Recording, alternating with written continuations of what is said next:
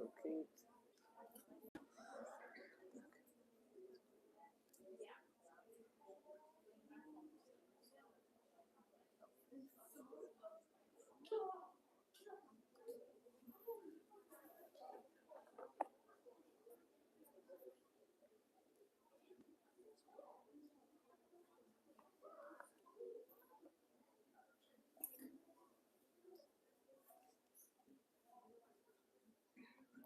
It should be good terms. Do you need a clicker? Oh, if you have one, that'd be great. Yeah, perfect.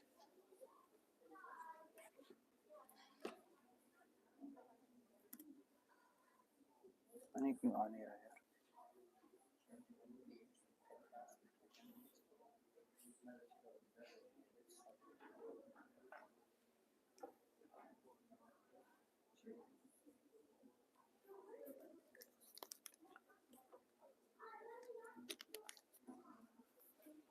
All right.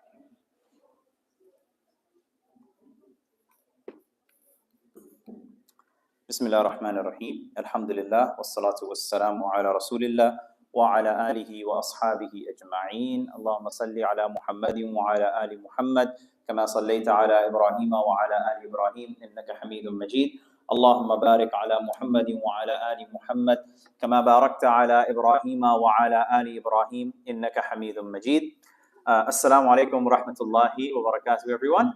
I hope you all are doing well. And Jazakallah khairan for making your way out this evening for this presentation. And I can guarantee you this much, that inshallah we'll have a pretty robust conversation, and I'll be able to really share some experiences of mine that I have gone through over the last few years that has led me to curate this presentation for you all. So firstly, my name is Nihal Khan. And for those of you that do not know or have not mentioned, I'm a PhD student at UCLA. I am particularly in the field of Islamic studies. Born and raised in New Jersey to parents of North Indian heritage, which doesn't sound like anything crazy because of the fact that for many years, many people have come to this country. But my presentation that I'll be showcasing to you all will go over my journey from the years 2014 to 2024. Of which 6 of those years, I did not live in the United States. I actually lived all over the world. And the presentation tonight that I have for you all, it's called Scattered Remnants: How European Colonization Shaped the Modern Muslim World, which is the world that we're currently living in. And as I mentioned, the last 10 years or so, I have lived overseas. And that process began in many different countries, which we'll quickly mention in the presentation. But instead of taking a purely academic taste, I also will be sharing my reflections with you all. I'll be going over my thoughts of visiting some of these countries. Obviously, for the sake of time, we can't go through everything, but it's something that I feel is really important to share with you all. And a little bit about my background. Before I decided to take a plunge into academia, I was an imam for many years. I started off as the imam of the West Cobb Islamic Center, which is in Marietta, Georgia. And it's in a part of Georgia which is very much so remote, away from a lot of different people. And if you were to call 911, you wouldn't even get the town police. You would basically get the county police to show up. And it's one of those towns that you don't have, or you didn't have in this particular section of that town, many Muslims. And I arrived there in 2017, right after Donald Trump was elected, and I found myself in a very precarious situation where you do have people who, if you're from a place like California, or if you're from a place like New Jersey, where I'm from, I found that a lot of dialogue that I was able to have with people who only get to hear like one type of news or one type of political expression, it got me thinking that why is our engagement with the world so restricted often? Why is it that we only hear sides from people that we agree with, but we don't engage with people on a broader level? But basically after that, I had a great time at that time in the masjid, but I still missed my roots, which was the Northeast. So I moved to Connecticut, where I completed my master's degree. And during that time, I also worked as an imam at the Islamic Center of Connecticut. While there, living in Hartford, the capital city, COVID hit. And during that time period, it was rewarding to work with the community. But I realized there was something else that was happening, which is an issue that arises amongst many people in the United States, not just Muslims, and it's a term that I mentioned in the khutbah, the idea of American exceptionalism. And we tend to embody this term without even realizing it, where you think that because you live in the United States, you live in a country that has a high social standing, a high political standing in the rest of the world, that you tend to feel very safe. And safety is important, don't get me wrong, but that safety leads you to believe that you're better than other people. And sometimes you see that, particularly if you are not somebody that is born and raised in this country, but you have children that are born and raised in this country. You take those kids back to, whether that's Egypt, or you take them to Saudi Arabia, or you take them to India or Pakistan, you take them elsewhere. The moment you flash that blue passport, it's just like, the second coming of Christ has arrived. You know what I'm saying? Particularly, and kids now get used to that feeling of like, oh, I'm getting treated better in this other country in my parents' origin. But at the end of the day, it's not really anything except a sense of arrogance that has been put into our hearts and minds. I started seeing that, and I realized that we need to be having greater conversations. And I don't know if I could do that directly from staying within my imam position, so I left after graduating with a master's in religious studies, working as a hospital chaplain during COVID. I was exhausted, and I wanted to make a change in my life. So what I decided to do was I left and I moved to Istanbul, Turkey for about 3 years, in which I learned Turkish, and I learned a language and a culture that was completely unaware of to me. But the one beautiful thing I found about Turkey is that they will not discriminate you simply because of the fact that you're an American. They will equally discriminate against everyone who's not Turkish, right? And it sounds funny, but going from, again, being of Indian background and having to also speak Arabic, I would go into the Arab world. The moment they hear you're from America, they're like, bravo alaik, mashallah alaik, and you get like very special treatment. And then you go to India and Pakistan, and it's almost the same exact thing. So going to Turkey was a very humbling experience. But before I went to Turkey, between 2014 to 2017, I did the most sane thing you can do. I booked a one-way ticket to India and didn't know when I was going to come back, and decided to just go travel the country of my parents because I had known nothing of this place. My parents grew up in poverty, and I wanted to figure out where this place was. But more so, I was interested in the history of Muslims in India. And then I got interested in the history of Muslims globally. So while we were in Turkey, I had a chance to travel all over the world. I've been to Palestine twice. We've been to Morocco, Spain.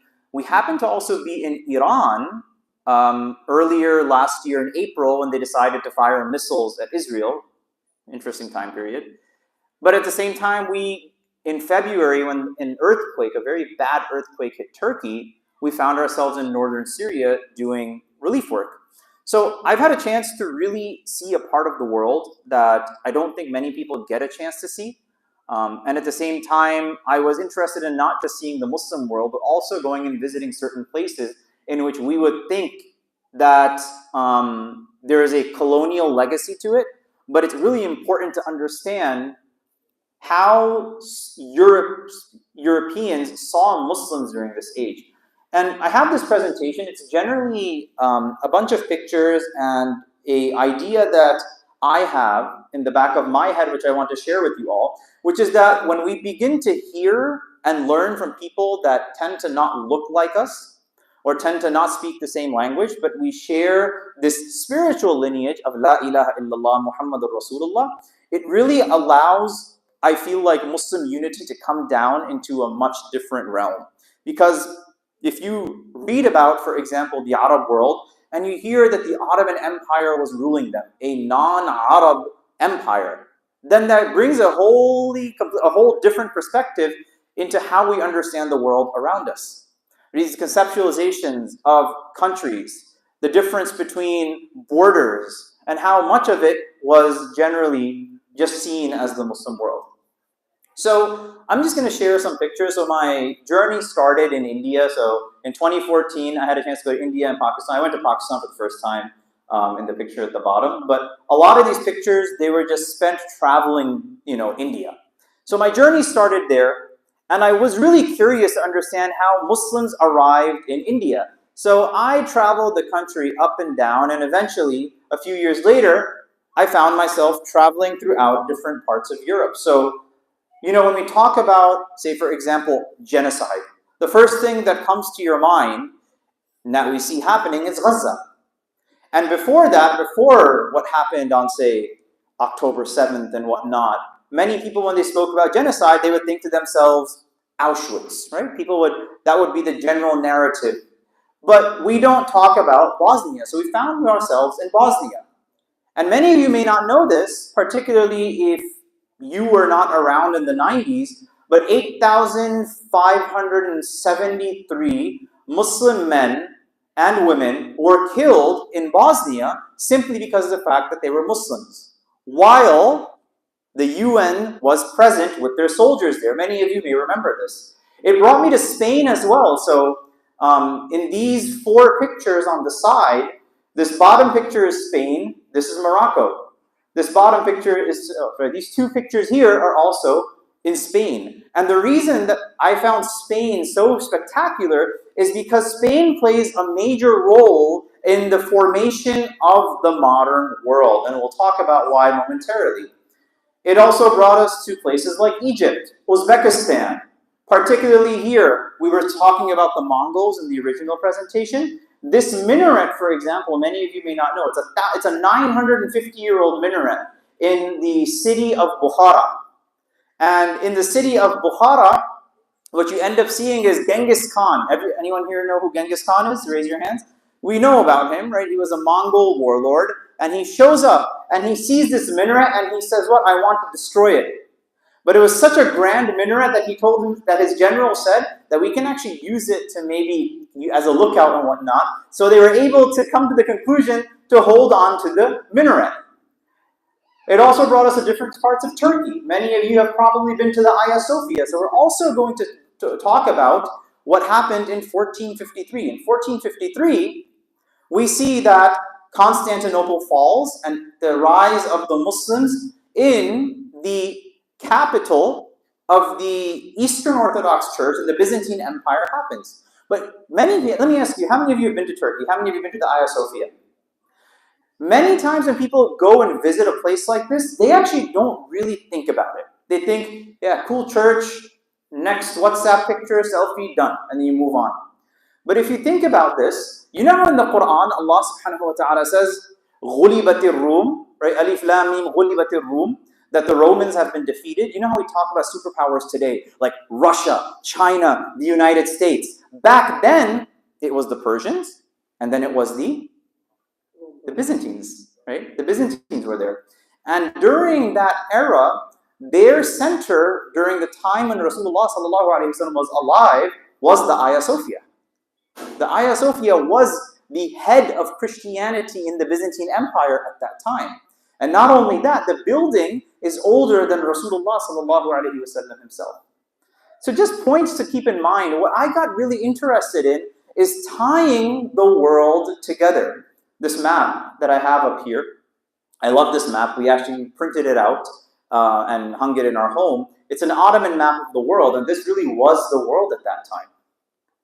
But yeah, so I think, so this right here, this was us in Iran, and then in the middle was when we went to northern Syria. We went to Tel Abyad and Ras Al Ain, for those of you that are familiar with Syria.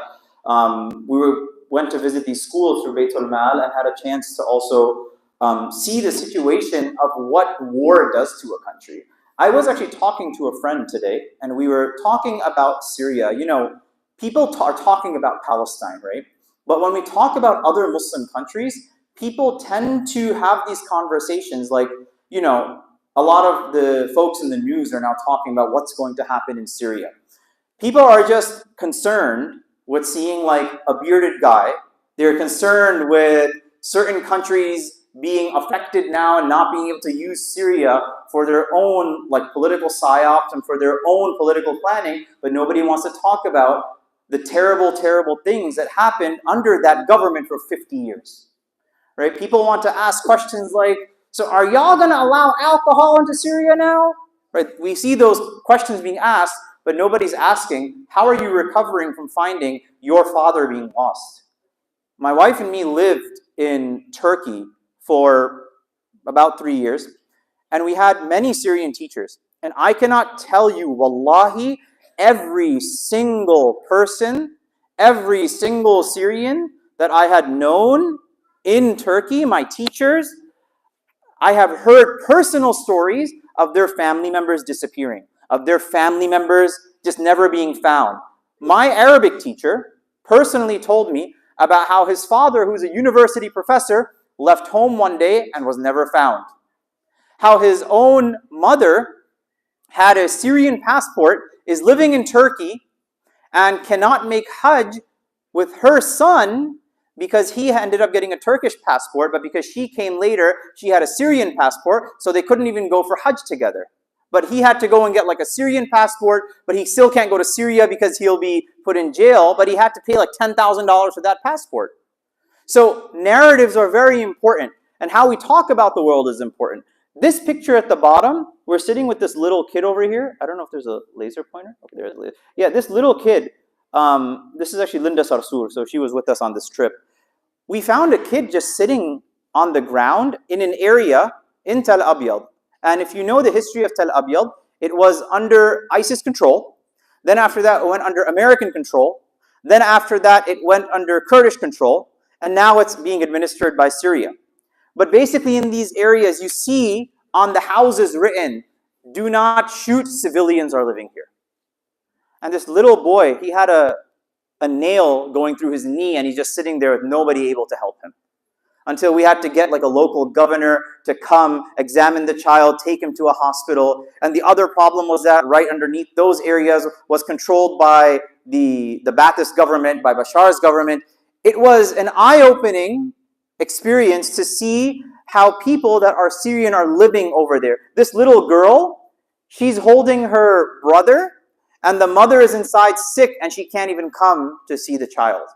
Hence, Allah subhanahu wa ta'ala tells us, قُلْ سِيرُوا فِي الْأَرْضِ فَانْظُرُوا. Go throughout the world, travel, and see what the world is. And then it also brought us to Europe.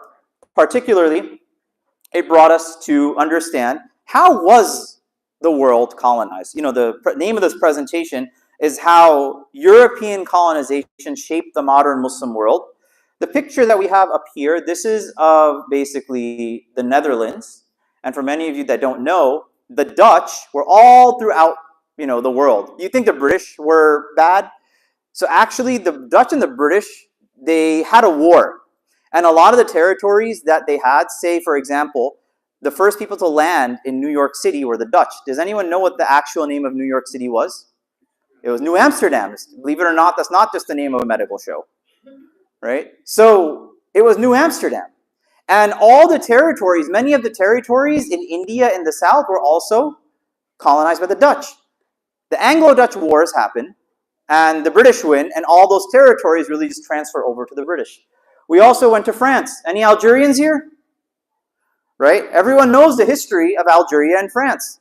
Basically, the French came, colonized Algeria, said everyone in Algeria is French, except we're not going to give you Algerian citizenship. We're going to treat you like second-class citizens.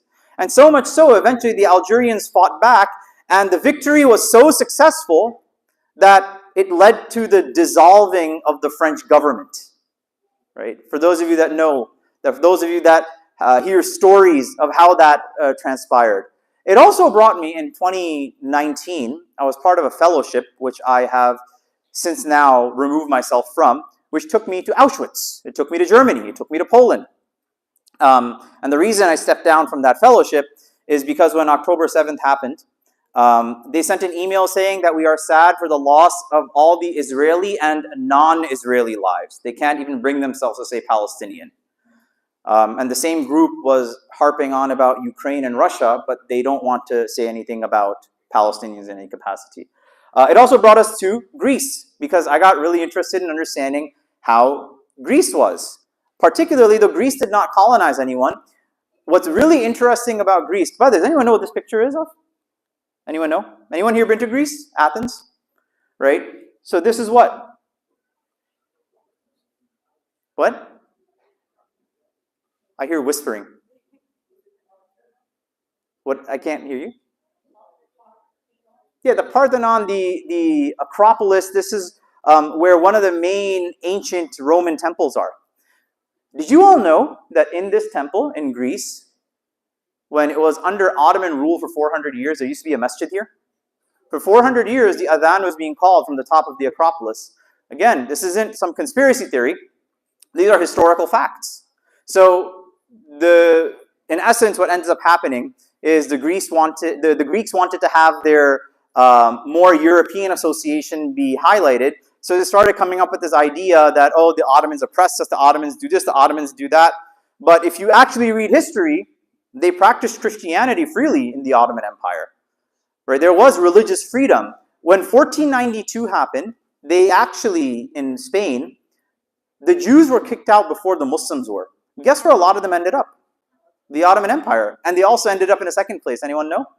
Or there's three places. So the Ottoman Empire, number 2, Morocco, number 3, India. Those are the three places that actually received them. So, but up here, so me and my wife had a chance to visit, and you'll actually see domes that have basically been like flattened, and you still see the markings of them. But yeah, that's what brought us to these different places.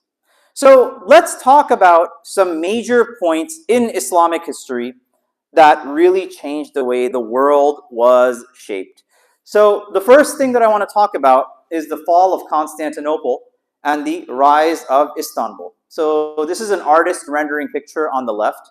Random, but once upon a time on Instagram, I put this up. And I said, here's a picture of Muslims first arriving in New York City, entering through the gates. If you go to New York, right, and if you go to like Queens, if you go to London too, you can call this, Muslims entering London for the first time. So, but anyways, joke. So this here on the right side is the grave of Fatih Sultan Mehmet, who was known as the conqueror of Istanbul. Now, why does this matter? Why does it matter about what does Istanbul have anything to do with the Muslim world? Well, he himself was a great conqueror. And one thing that we begin to understand, now it's very important that we don't, you know how sometimes people will read a hadith and they'll be like, X, Y, and Z has happened, or X, Y, and Z is happening. There's a certain hadith that is written here. If you were to, I don't know if I can zoom in, can I zoom into this? Yeah, oh, cool. So it's still a little crispy here, but the hadith is of the Messenger sallallahu alaihi wasallam saying, لَتُفْتَحُنَّ الْقِسْطَنْطِنِيَّةِ, that indeed Constantinople will be opened, it will be conquered. وَلَنِعْمَ الْأَمِيرُ أَمِيرُهَا وَلَنِعْمَ الْجَيْشُ ذَلِكَ الْجَيْشُ, in which the Messenger sallallahu alaihi wasallam said that indeed Constantinople will be conquered. And how amazing will its leader be, and how wonderful will its army be. Particularly talking about the taking of Istanbul many, many, many years ago. Now, if you were to do the numbers, the Messenger sallallahu alaihi wasallam passed away in which year? Come on, you Sunday school students. When? 635? 632-ish, but that's fine. So 632, and we said that Constantinople was conquered how many years ago? So 1453, right? So minus 632. So that means between the Messenger sallallahu alaihi wasallam and Muslims being in Constantinople, there were no Muslims for 821 years in what is modern day Istanbul. Now, 2025 minus 1453, which is where we're at, that means for a longer period of time, from the time the Prophet ﷺ, there were no Muslims in Istanbul. But now, all of Turkey mainly is Muslim, and it's only been 572 years. So if you think about it, for that time period, Muslims have not been there for that long, yet their entry into Istanbul will now mark the peak years of Muslims living therein. And particularly, I love using maps, if you haven't already noticed, but this was the Ottoman Empire's map. And this will help you really reimagine. Look, Tripoli, Cairo, Alexandria, Jerusalem, Medina, Mecca, Baghdad, Damascus, Beirut, Istanbul, also Baku, which is, it was actually for only a short period of time, which is modern-day Azerbaijan. But all of these cities, up to even down to what is modern-day Somalia, up to here, which is here, the island of Crimea, which right now Russia is in and is technically part of Ukraine right now. And then if you go left, which is now modern-day Sofia. Sofia is where? Bulgaria. Which is also goes into Belgrade, which is Serbia. Goes into Hungary, which is Budapest. Down here to Bosnia. And all of this was a part of one single empire, which was run by Muslims. Now, the Ottomans weren't perfect, right? They weren't like the premier example of how the world should run. But at the end of the day, you do see how ideas of nationalism as they exist in our community, where even amongst people that speak the same language, even amongst people that have a similar cultural background, we tend to create these arbitrary lines in the sand, which don't do anything to benefit us. But rather, those lines were not drawn by people like me and you. Those lines were drawn by Sykes and Picot. Those lines were drawn by European imperialists that wanted to take advantage of those lands and eventually remove Muslim sovereignty from the earth. So to give you an idea, in 1450, when Fatih Sultan Mehmed conquered, right before he conquered Constantinople, right, this is what the Ottoman Empire looked like, and eventually it grew to be this big. Now, the one thing which is quite interesting is that with any Muslim empire, how do you claim legitimacy? When you're like, I'm like the real Muslim empire, you guys have to follow me. Anyone know? Lineage to the Prophet ﷺ. Previously, they did that through the Umayyads, they did that during the Abbasid era. They did that in many different empires, but with the Ottomans, they didn't have that. The closest thing they had was this figure here, who is known as Abu Ayyub al-Ansari radiyallahu anhu. Anyone here been to where his grave? So I'll tell you all a story about this momentarily, but can somebody from the audience remind us what is Abu Ayyub al-Ansari radiyallahu anhu's significance within our tradition as Muslims? Yes?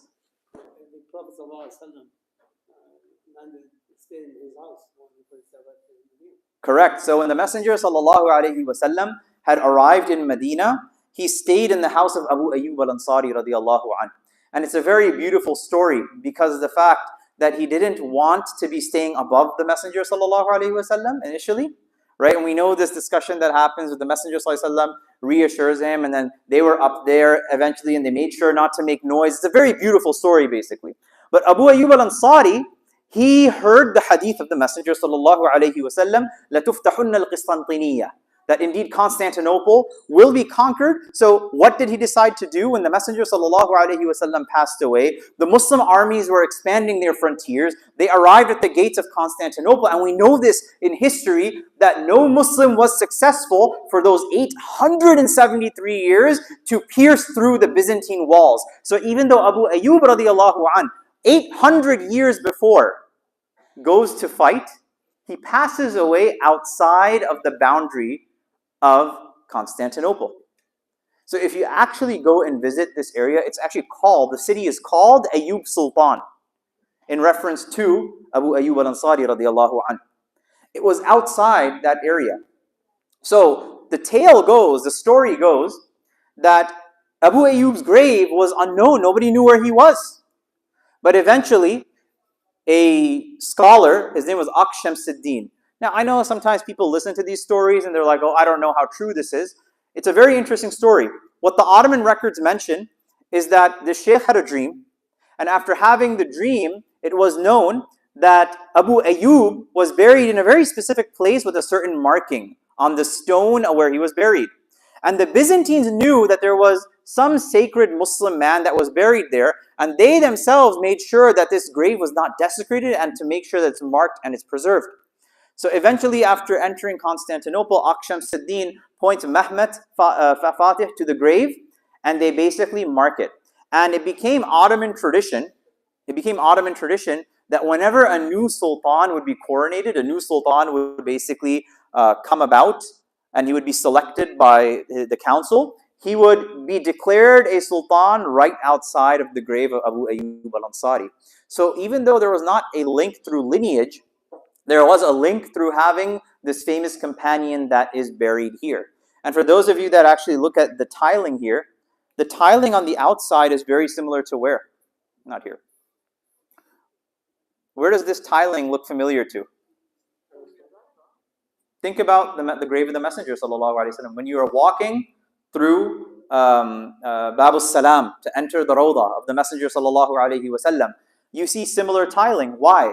Because Jerusalem and Medina were both being ruled by the Ottomans. So the tiles that you see here are known as Iznik tiles. These same tiles are the ones that are there in Medina today.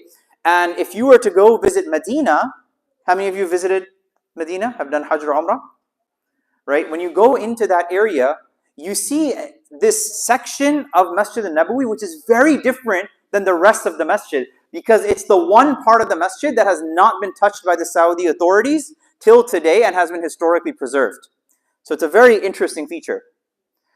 Now, this is the Hagia Sophia, and as you see it, as it is, it was the most famous church of Eastern Orthodox Christianity, where if you go today, this is a picture of Mother Mary. It's now been covered.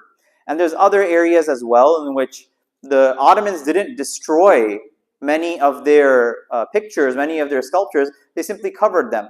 There was a level of respect that was understood for that long of a time period that the Muslims had conquered it, and conquering was a very valid means of attaining something.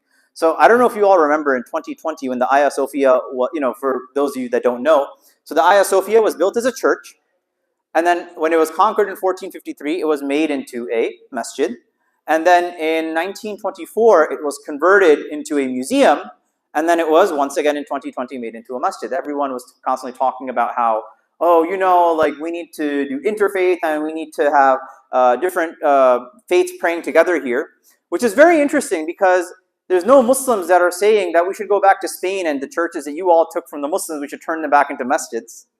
Because of the fact that if you look at the idea of international law in 1453 was that if you take a land through conquering, right, you have the authority to do as you please with those buildings. But what's even more interesting, in 1453, the Hagia Sophia was in such bad shape because it was being pillaged by different Christian groups, not Muslims. Not Muslims. It was being pillaged by different Christian groups. So if you read the history back then, you know how people always say that anywhere the Muslims go, they just, spread Islam with the sword. Well, this is a perfect example of that not necessarily being the case. And what Fatih Muhammad Sultan actually did is that he actually hired Christian architects to rebuild parts of it so that it maintains its original look. So yeah, they put up medallions and things of that nature, but they actually kept many elements of the masjid, of the church as it was, but they simply continued to pray in it. Right? And this is the original structure as you see it. So the original structure did not have the minarets. The minarets were all put in later. But yeah, this was a turning point for many Muslims. At that time, in 1453 until 1924, the Ottomans continued to expand, and it literally changed the way that the world looked. But I'm talking about 1453. Right? This was the start of a series of events. I'm going to come back to this. This is the Portuguese and whatnot. Where'd it go? Yeah, the fall of Granada, 1492. Why does this matter? Because of the fact that when Constantinople was taken, it was a blow to the ego, to the consciousness, to the morale of Christendom. That the Turks, aka the Muslims, have taken our holiest of places. And not only that, there was talk from the later sultans to also take Rome, to also expand the borders into Europe. But did you know what the name of Constantinople initially was? It was New Rome. That's what it was. You know how the old Rome is in Italy? But it was considered New Rome, and it was all one empire, right? The Western Empire and the Eastern Empire. So it was a huge blow to Christendom. So many people started emigrating to the Ottoman Empire. They said, there's a Muslim empire there. We can live there. The Muslims are growing. And I want to give you some perspective. It happened when? 1453. Before the Ottomans, which started in 1299, you had the Abbasid Caliphate, where until 1258, the Muslims were living under some level of having political sovereignty for themselves. They could rule for themselves. So now, the first destruction of Muslim authority and Muslim agency happens by the Mongols in 1258. So from like 1258 until 1453, almost 200 years, Muslims spent time rebuilding their sovereignty. So by 1453, you now see that sovereignty, the ability of Muslims to be in control of their future at a political level, come to fruition again. And then you have the fall of Granada in 1492. Why is this a big deal? Because for those of you that may or may not know, Spain, right, if I have my map, I think all the slides just got messed up over here, but I have a map that I wanted to show you all. In essence, Spain was a place that was Muslim for over 400 years, right? I think it's here. Sorry, not 400 years, 700 years. I think it's all the way down here. I'll come back to all this. Sorry. I feel like... Oh, here it is. Okay, perfect. So this was Muslim Spain for 700 years in essence. And many folks are unaware of that. They don't know that that Spain from the year 711 until 1492 was under the control of the Umayyad Empire, or at least, it's a crazy story. I don't want to bore you all, but the empire that ruled the Muslim world after the Prophet ﷺ was the Umayyad Empire. After the Umayyad Empire was the Abbasid Empire. The Abbasid Empire, they basically show up to the doorsteps of the Umayyads and they say, hi, we're taking over, and they basically kill everyone that was an Umayyad, except one person gets away, and he makes his way all the way from Damascus into Al-Andalus, and he reestablishes the remaining segment of the Umayyad Empire in Al-Andalus. So I'll give you a very interesting fact. Anyone here speak Spanish? Okay. Do you speak Arabic too by chance? Okay. For those of you that speak Arabic, how do you say rice? For those of you that speak Spanish, how do you say rice? Arroz, right? So you see a lot of similarities within how the language developed. So until 1492, the language of the Moriscos, the language that is now called Spanish, was actually written in the Arabic script. It was actually changed in 1492 to Latin letters because that was the makeup of languages that were non-Muslim or they were more Christian. But basically, Al-Andalus started to shrink. This was at its greatest extent. You see how now they're starting to lose territory, where eventually only this much of it was left.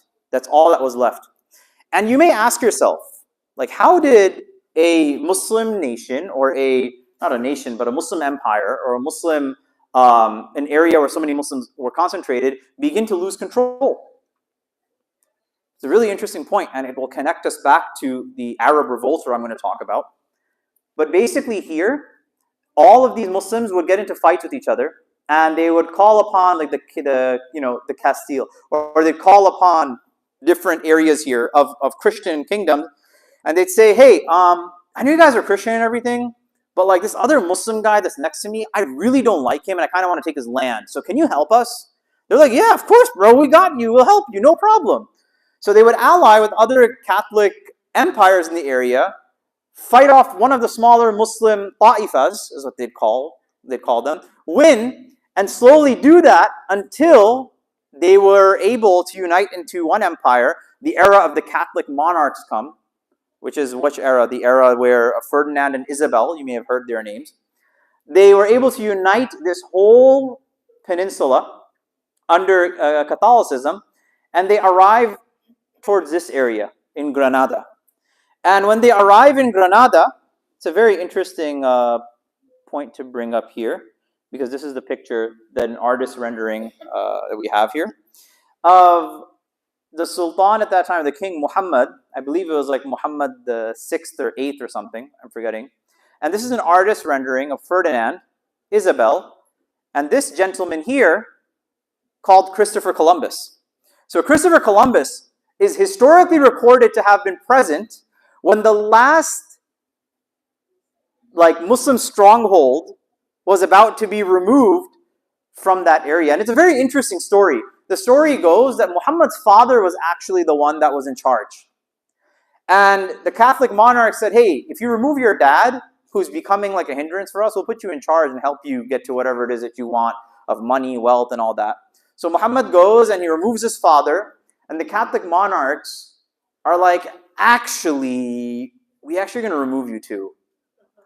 So they remove him, and they take him and they tell him, hey, look, either you can become a Catholic, you can become a Christian, or you can die, or you can be exiled. So he leaves, and the story goes to the extent that he left Spain, Al-Andalus, with roughly 1,100 of his people, and they all went to what is now modern-day Morocco.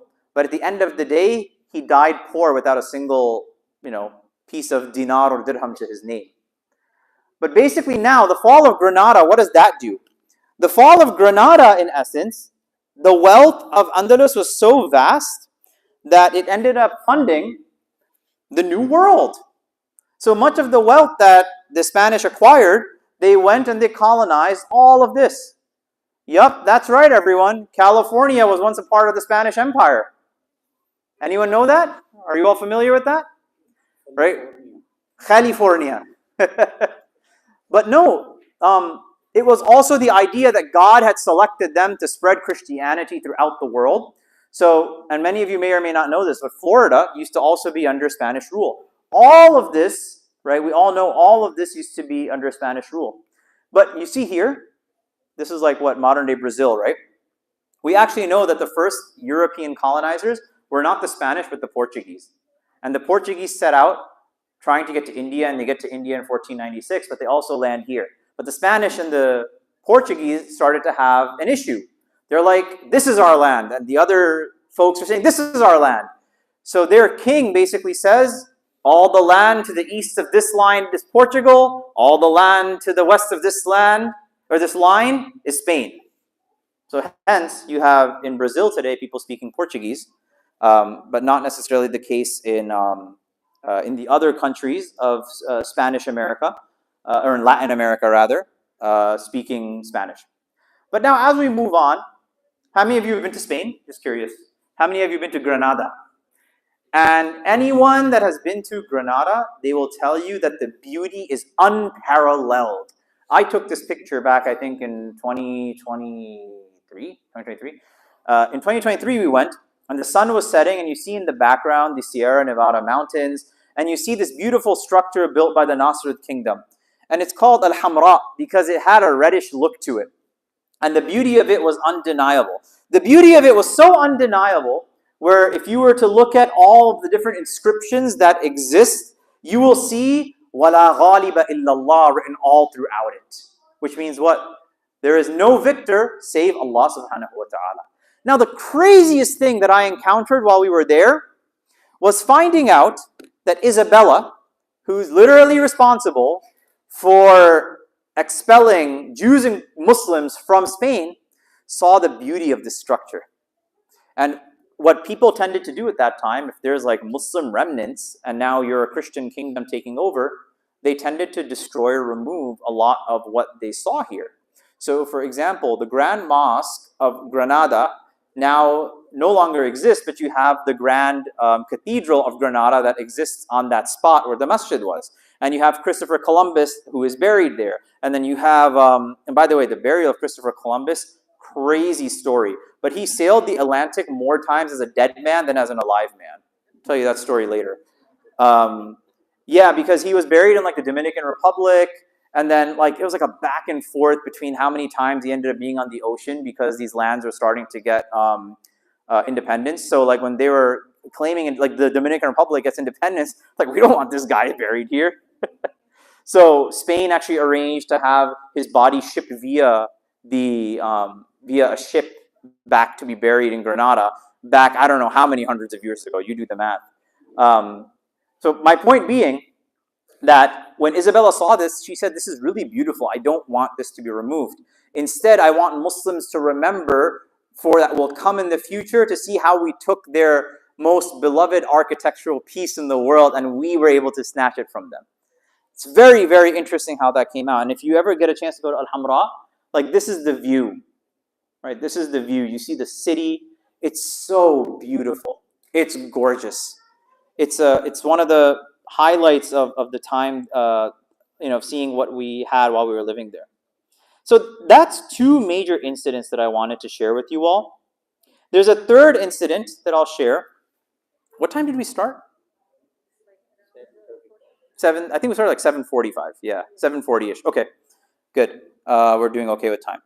The next incident that I want to mention to you all, I'm going to fast forward a little bit. So we spoke about the year 1453. We spoke about the year 1492, and we see how the world was changing. So from 1492, we probably know the history of, say, Europe, right? We know about how colonization was happening. So I just wanted to showcase something to you all that maybe you don't know about how the Muslim world was colonized with different empires.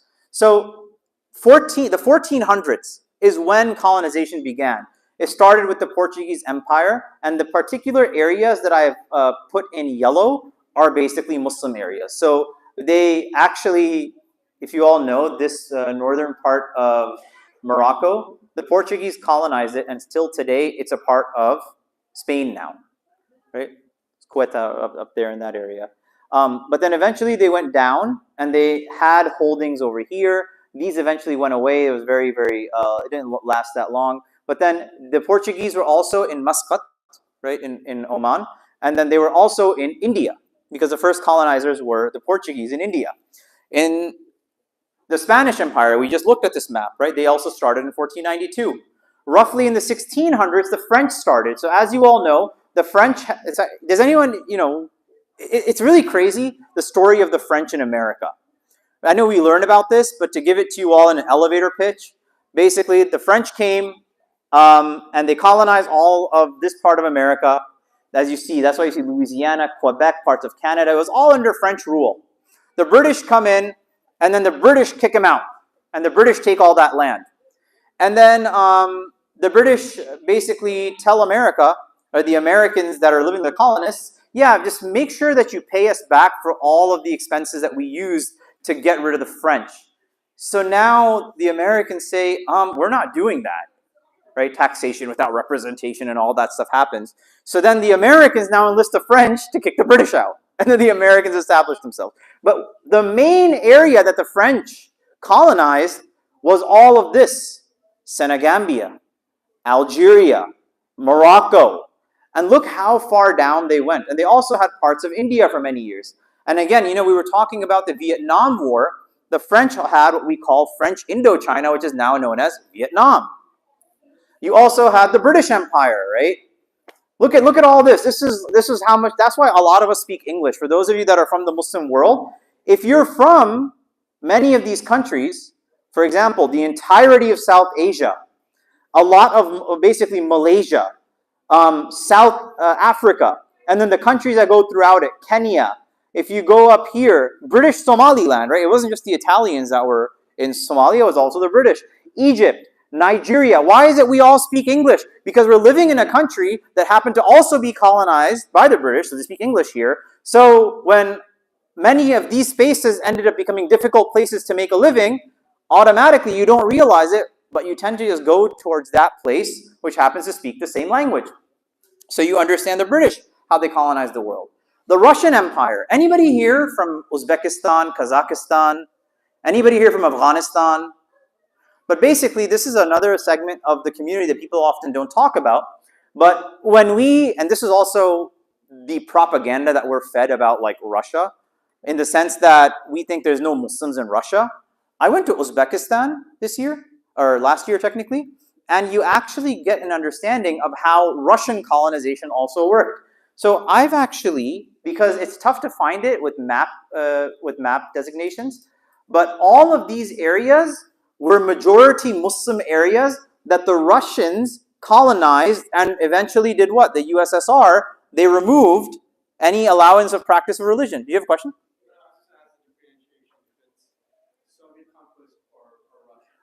Oh, yeah, so I was going to get there. So basically, it is Soviet conquest, right? But even then, when the Russians were part and parcel, like they formed into a nation, much of these countries got their independence from Russia, but there's still a significant amount of Russian influence. So, like, there's a gentleman who I met today at Jummah from Uzbekistan. So it's quite interesting. If you are like, let's say, born between the 1960s and the 1980s in Russia, or sorry, in any of these countries, like Uzbekistan, Kazakhstan, you'll speak Russian. But now the younger generation, they actually don't speak Russian. What they're doing is they're learning English, and they're learning Turkish. But you see all these areas. So for example, down here, Dagestan. Who's from Dagestan? Khabib, right? Nur Muhammadov. People always mess up the last name, but it's Nur Muhammad. His name is Habib Nur Muhammad, but if you were to Russianize it, it becomes Khabib Nur Muhammadov. All of these areas were basically colonized also by the Russians. And as we know, from the year 1920-something, from the entry of the USSR until the fall of the Soviet Union, which was what, 1990, Islam was not allowed to be practiced in any of these places. So now, how many of you have been to Uzbekistan? Just curious. Go to Uzbekistan. One of the most beautiful places you'll ever visit. One of the most beautiful places you'll ever visit. But if you go there, there's still restrictions on like who can go for Jum'ah. So you won't find a lot of spaces for women. And even then, in many areas, they only allow like men of a certain age group to go. Because they're still getting out of like communism. They're coming out of a Marxist state and whatnot. So we also see the Russians. And then towards the end, you have the Dutch Empire, where you have these little pockets and everything. But for the most part, yeah, they did a number on the world that we don't recognize. There's a really amazing museum in the Netherlands. I'm forgetting the name of it. I think it's called the Trope Museum. And it's the one, and I have to give them credit for it. You know how we always talk about like colonizers and European colonizers, and this presentation is about that?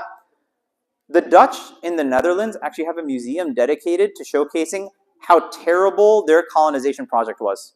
And it's basically showcasing the terrible things that Dutch colonization did to the world. So it's a quite interesting phenomenon. To this day, though, does anyone know which country outside of the Netherlands speaks Dutch today? Yes. Indonesia, well, they were colonized by the Dutch, but I don't think they speak it. Suriname, yes. Yes. So Suriname is a little country all the way over here. Why does Suriname matter? Because what was the one American city that I had brought up to you all before that was colonized by the Dutch? New York, also known as New Amsterdam. The British and the Dutch just kept fighting constantly. So, and particularly it was about, you know, who's going to secure certain lands in certain areas, because the British were also here, the Dutch were also here. So finally, to kind of end some fighting, they're like, listen, guys. The British, by the way, were the ones that had Suriname. Right? It actually wasn't conquered by the Dutch.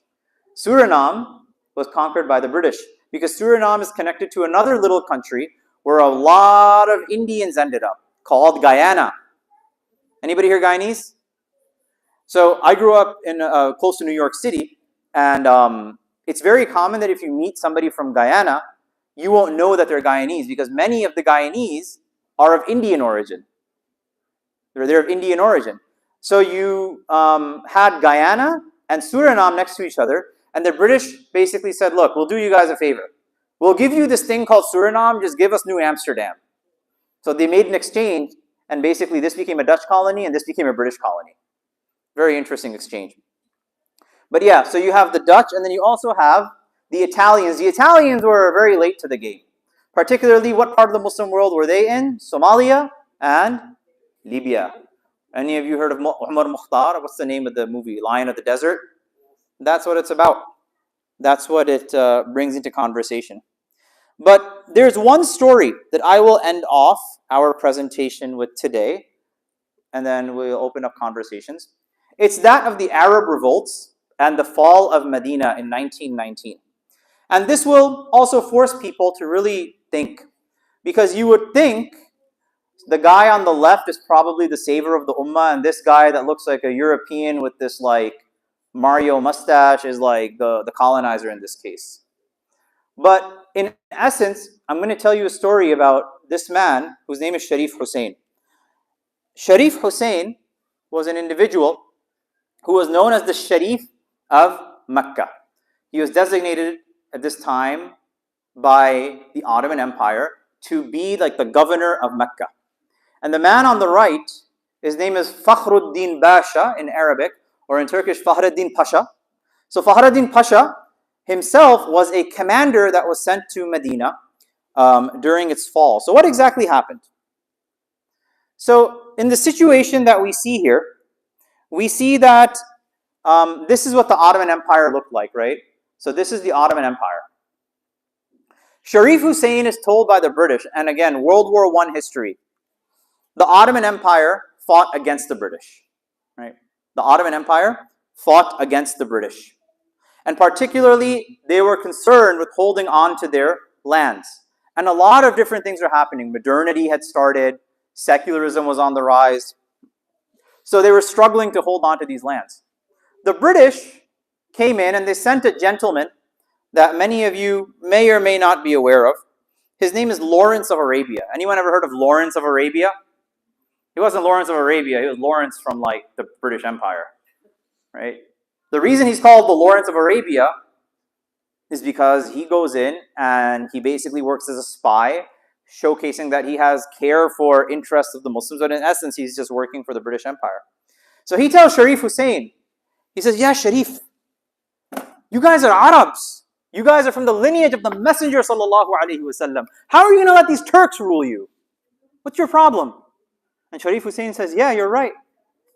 Tells him all this idea of the Abbasids' glory years, the Arabs ruled and how the world was. And he says, I think you should rebel against the Ottoman Empire because you deserve better. So what ends up happening is Sharif Hussein is promised a new empire. And the new empire looks something like this, where they would have the Arabian Caliphate. The Arabian Caliphate was supposed to look like this, where all of Palestine, modern parts of Turkey, the major cities of southern Iraq, all of the Khaliji land, all of this would have been one sultanate under the command of Sharif Hussein. What did he have to do? He had to begin campaigns against the Ottomans in the weakened Arab states, what is now modern-day Palestine, modern-day Lebanon, modern-day everything here. He was supposed to start a campaign against the Ottomans. And guess what? He was successful. Sharif Hussein was successful in the Arab revolts in pushing the Ottomans out of the Arab lands and into Anatolia, into what is modern-day Turkey. But guess what? The British, they came back and they said what? He goes, listen, Sharif, buddy, old pal, you can make a little adjustment to the terms of our contract. We're actually going to take this little land of Palestine, Jerusalem, this little area, and we're going to make it into a homeland for the Jews. Because we're working with this guy named Theodore Herzl, and we think he has a pretty cool idea, and we think it'll work great. But hey, we'll still give you the rest of the land. As despicable of an act as Sharif Hussein did by rebelling against the Ottomans, he says, I'm not agreeing to that. It's like Palestine is the pride of the Ummah. It's one of the holiest, it houses one of the holiest places in Islam. So eventually, what they decide to do is they decide to neglect the agreement that they had with him. And I'll discuss the terms of how they neglected that agreement in just a moment. But at the end, the outcome was not this, right? The outcome was not this. The outcome instead was this. The Sykes-Picot Agreement, for those of you that have studied a little bit of history, was the secret agreement that the British, Sykes, and the French, Picot, made, where they drew really random lines. Like, you ever look at this map, particularly like this area, and you're like, how on God's green earth did they draw these lines? There is no sense to it. There's no purpose to it.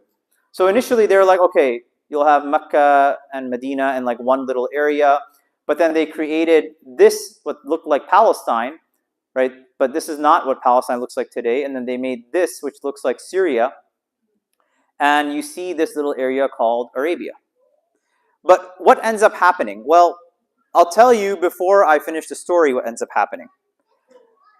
Moving on, this gentleman, Fakhruddin Pasha, is ordered by the Ottoman Empire through the military commanders within Istanbul to say that it seems that the Ottomans no longer have a foothold or any strength left within Arabia. So we are calling all the soldiers back. And Fakhruddin Pasha, he said, I'm not leaving. They're saying, we're ordering you to leave. He says, I am not leaving. And instead, he has this. He sends a letter to Sharif Hussein. And it's a very interesting letter. And I'll read it over here. He says, in the name of Allah, and look at how he refers to himself. Fakhruddin, defender of the most sacred city of Medina, servant of the Messenger, sallallahu alaihi wasallam. In the name of Allah, to him who broke the power of Islam, referring to Sharif Hussein, caused bloodshed amongst Muslims, jeopardized the caliphate of the commander of the faithful, talking about the Ottomans, and exposed it to the dominion of the British. At this point was the first time and only time in the history of Islam that Mecca and Medina, which have been through very turbulent times over different empires, has now come under non-Muslim rule. The first time and only time in the history of Islam that the holiest cities of Islam for a very short period of time were under proxy rule by the British. But he says, look at how he responds, and this is recorded, right? If somebody wants to say, oh, this is fake, they can say it's fake, but it's recorded. On Thursday, the night of the 14th of Dhul Hijjah, I was walking tired and worn out, thinking of the protection and defense of Medina, when I found myself amongst unknown men working in a small square. And basically he's talking about a dream that he had, by the way. In this dream, he's describing this dream, that he was walking in the dream and he was worn out. And I found myself amongst unknown men working in a small square. Then I saw standing before me a man of sublime countenance. He, the Messenger sallallahu alaihi wasallam, his left arm rested on his hip and under his robe, and he said to me in a protective manner, follow me. And I followed him 2 or 3 paces, and I woke up, and I immediately proceeded to his masjid and prostrated myself. In essence, in another part of this, I haven't reiterated the entire dream, it was the Messenger sallallahu alaihi wasallam that this man reports, said came to him in his dream, and he said, Ya Fakhruddin, fight even if death does you part, but do not give Medina away to the British. Very interesting story. But eventually what ends up happening? What happens is that Fakhruddin Pasha is arrested by his own soldiers because now orders come from Constantinople, from Istanbul. It's like, stop this guy. He's going to, make this difficult for us. And he's basically jailed in Malta. But eventually when the British enter Istanbul, so Istanbul was occupied for 4 years by the British. Many people don't know this. But the Turks were able to push them out. After the British arrive and the Italians arrive and the Greeks arrive, this man is freed from a prison in Malta, and he helps a man by the name of Mustafa Kemal Atatürk, who many of you may know, who actually helped push the colonizers out of Turkey. And to this day, thanks to this man and Mustafa Kemal Atatürk, Turkey did not get colonized. Yes, Mustafa Kemal had a whole different problem which arose later, which he abolished the Ottoman Caliphate. He basically banned the adhan and he banned prayer. Can't talk about that. It's a whole different lecture. But, history works in very mysterious ways. But what ends up happening? So Fakhruddin Pasha fights for Medina.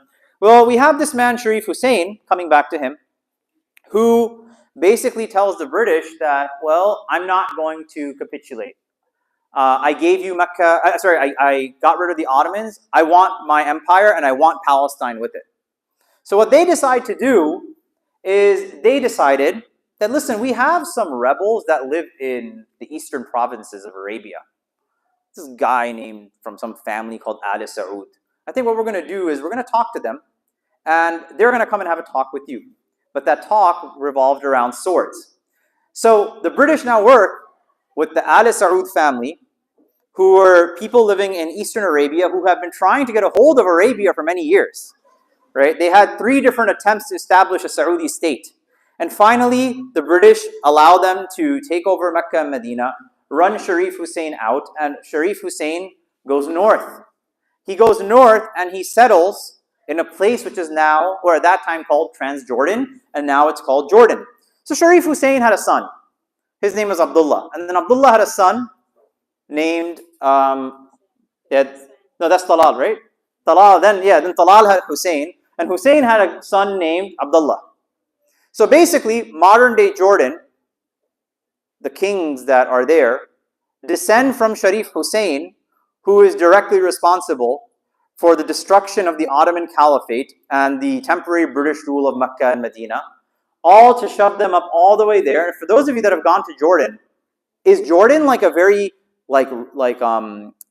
fruit-rich place? Is it a nutrient-rich place? It's not, right? And basically, that's where we ended up with Jordan. Why does any of this matter? And particularly, I'll end off on one specific point here, right? We went over all the maps. But Palestine. I took this picture in November of 2022 when me and my wife visited Palestine. It was my second time. But this is what Mecca and Medina may have probably looked like if its historical beauty was preserved. Because what you see of Jerusalem, it's all the old buildings. You see a church, you see Masjid al-Aqsa, you see the Dome of the Rock, you see the beauty of this land. And particularly the pain that we experience and we have been experiencing when we see our brothers and sisters in faith and humanity slaughtered. We see our brothers and sisters in faith in humanity basically removed from here. It is the kalima la ilaha illallah Muhammad Rasulullah that brings us together.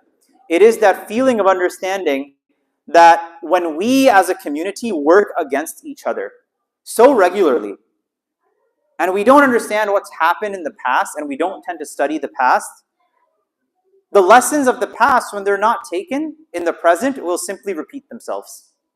And I'm not saying that as a catechism, because I think a lot of times when speakers come to a platform like a masjid and whatnot, everyone wants to just hear like feel-good repetitions that they've heard on the internet. But the reality of it is that when we look at Spain, the reality of it is that when we look at Palestine right now, and we see how the situation that we are seeing our Palestinian brothers and sisters in is quite literally resultant of the decisions of people who decided that we are not going to care for the Ummah's unity, but rather we are going to put our own interests first. We see how that harms all of us together. We see how when the Messenger ﷺ says that when one part of the body hurts, the Ummah, it feels the other part as well. We see how in 1492, when Muslims once again were allying against other Muslims, that it hurt the Ummah in the long run. But we also see the power of Muslim strength when people can live in the Balkans of European descent, but they can also live in Arabia, but they can also be of Turkish descent and live together for 400 years. It gives us hope to showcase that perhaps a time is not far off where after European colonization, that we have done our utmost effort to revitalize our hearts and minds and put ourselves in a place where it's not going to be the UN. It's not going to be the United States. It's not going to be some other foreign entity deciding what the fate of a group of Muslims is going to be. But rather, in some way, in some shape and in some form, hopefully, inshaAllah, there will once again be a time where we ourselves can decide our own fate instead of letting another entity that has no stake in our success making those decisions for us. So on that basis, I wanted to end off this portion of the lecture to keep our brothers and sisters in Palestine safe, and may Allah subhanahu wa ta'ala free the land. May Allah subhanahu wa ta'ala help our brothers and sisters in Syria, in Yemen, here back home. Any of us that deal with, fixing relationships in our lives, that we're able to do it at the most micro level so that we can do it at the most macro level. So if anybody wants to get in touch with me, feel free to reach out on social media. My tag is Nihal201. I also run a small online institute called Maktab Academy. I do all my writing and teaching there. So feel free to subscribe to my Substack where I'm constantly writing. And feel free to get in touch with me. contact@nihalkhan.com. Jazakumullahu khair. So if anyone has any questions or want to talk. Jazakallah khair. Any questions, comments, thoughts? Yes.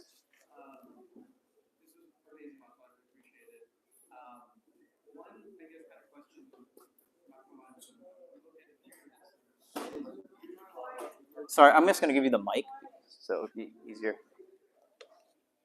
So you're talking about European influence and its impact around well, there's like a few kind of focal points you have around the Near East, Middle East area. I was wondering if you have resources or ways to understand that impact on places like Indonesia, Malaysia, South Asia, where I feel even Africa, where oftentimes it's firstly I kind of feel it's overlooked a bit in terms of like not so South Asia, but Far East Asia. Yeah. So the brother's question is, what did European colonization look like in what they call the Dutch East Indies, right? Malaysia, Indonesia, Papua New Guinea, all those places. And then also the question about Africa. So I actually don't know of scholarship directly about Southeast Asia. That's going to be on my end. I'll try to find out more, but there's definitely a lot of scholarship on it. So nothing's coming from the top, nothing's coming to mind right now. But for West Africa, so it depends on where. So there are scholars that work on Morocco separately and Algeria separately, Egypt separately, Sudan separately. But if you were to look at the French presence in Africa, the one person who I really recommend reading is Elaine Mukhtafi. So she's actually a convert. I think there's a picture of her here somewhere with me.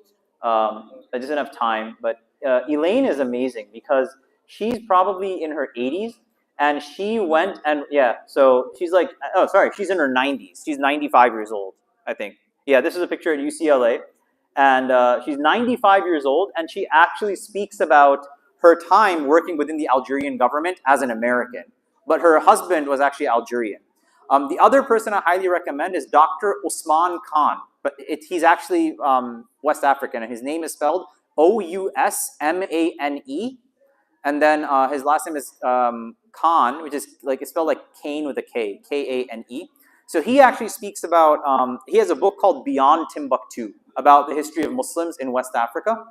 Another book that I highly, highly recommend people get, I really like the book. It's called Lost Islamic History by Firas al-Khatib. Many of you may have heard about it. It's like a very quick read, but it's a general overall, it's an overview of aspects of Muslim history from roughly every single aspect of the Muslim world. But Dr. Usman Khan, he has anything and everything to learn about when it comes to West Africa and the French, the presence of the French there. And actually, he's written all about how Quran schools served as a site of resistance against the French. Very interesting. Yes?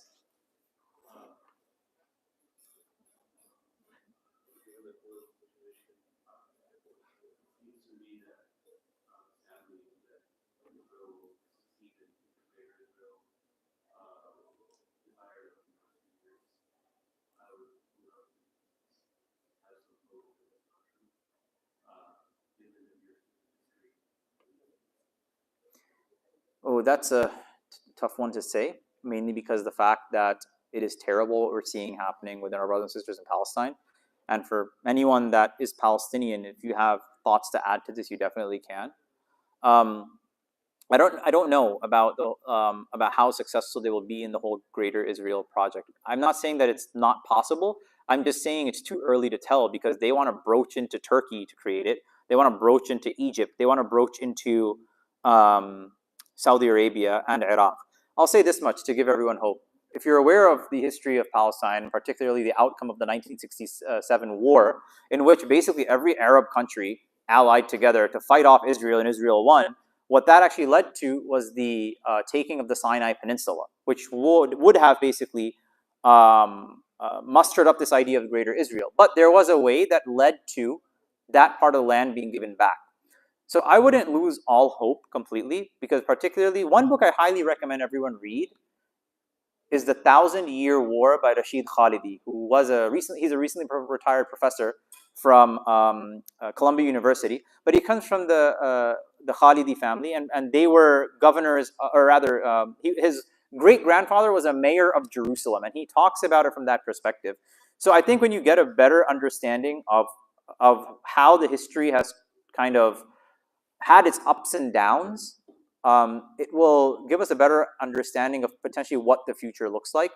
But yeah, the future, I think it's difficult to directly say how that will completely conspire, because I don't think people thought that Israel would give back like a significant portion of Egypt. So if we look at it from that perspective of some amount of optimism and also basing it in a historical precedent, inshallah, there is some hope.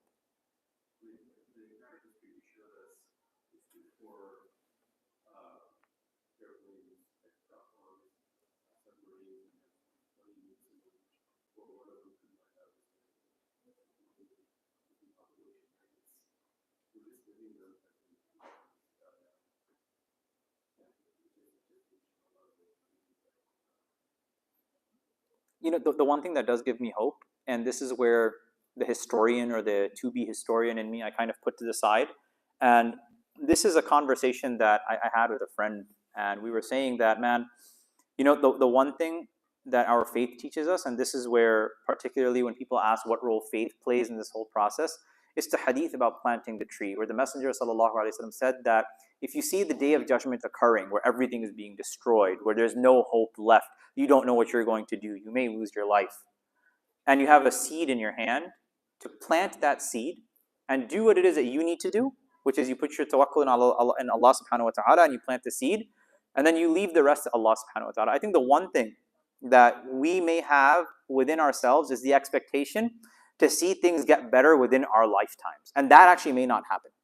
I'll say that much. But it most definitely, inshallah, could get better in the future. And I'll tell you why. In this country, in the United States, currently 80% of this country is basically pro-Palestine, right? Or sorry, pro-Israel, right? But from within the crowd that is 18 to 30 years old, 80% of them are pro-Palestine. So what does the future say? What does the future look like? I think right now there is a positivity that we may see, but we may not see the results of that until in a very long time. And I think that's something to see and hope that it turns out the best for our Palestinian brothers and sisters. Yeah. Yes. Just kind of just add to that point, you know, it is scary. Like when we talk about like they have all of these bombs and weapons, but if you look at the process of them and how they went up against Rome at the time, who, you know, this is a group of Sahaba, they don't have a standing army. And oftentimes in Sierra books, like they overlook that Rome has specialized soldiers whose entire life is warfare. So that is the equivalent. I mean, people don't understand like how scary that would be going against 100,000 soldiers who from like age 18 are just ready for war. And then you have these Sahaba who like became Muslim 3 weeks ago, who are ready to go fight them. Like our was overcome so much more. And it's, you know, like Imam now said, it's we plant the seed where Allah takes care of us. Like whatever weapons they have, Allah's greater. The pyramids in Egypt are from Pharaoh, who enslaved Israel, and the people who remember are Musa's people. Like those are those who are victorious. So just as like a point of positivity that when Allah has our back, like we're good. You know, keep this in mind too, right? History has been through worse. Like when you read history, like it's bad right now because we're seeing it. But you know, when the Mongols came after the Abbasids and they basically burned all the libraries and killed all the people thought it was the end of times and the Yajuj and Majuj were here. That's historically recorded. That's what they thought. They're like, this is insane, the amount of people that just keep coming out from the east, and there's no way to get our heads on top of this. And I think that's where we begin to realize where like the aspect of spirituality, tasawwuf, and tazkiyah come into play, where you realize that the narrative is bigger than me and you, and that's sometimes a tough pill to swallow, because I'm living in this world. I want to see like my people succeed. I want to see the agency of my people awarded to them. I want to see the right to return to where these people were kicked out from. But I may not be able to see it. And the Messenger sallallahu alaihi wasallam, same thing, right? He didn't see all the beauty of what he taught spread to the end of the earth, but it did. Yeah. So I think we're at time. It's 9 o'clock. Yeah, inshallah. So we can inshallah make some dua. بسم الله الرحمن الرحيم الحمد لله والصلاة والسلام على رسول الله وعلى آله وأصحابه أجمعين اللهم صل على محمد وعلى آل محمد كما صليت على إبراهيم وعلى آل إبراهيم إنك حميد مجيد اللهم بارك على محمد وعلى آل محمد كما باركت على إبراهيم وعلى آل إبراهيم إنك حميد مجيد اللهم انصر إخواننا المستضعفين في كل مكان. Oh Allah, we ask you to help our brothers and sisters all throughout the world. We ask you to unite our hearts. We ask you to forgive our sins.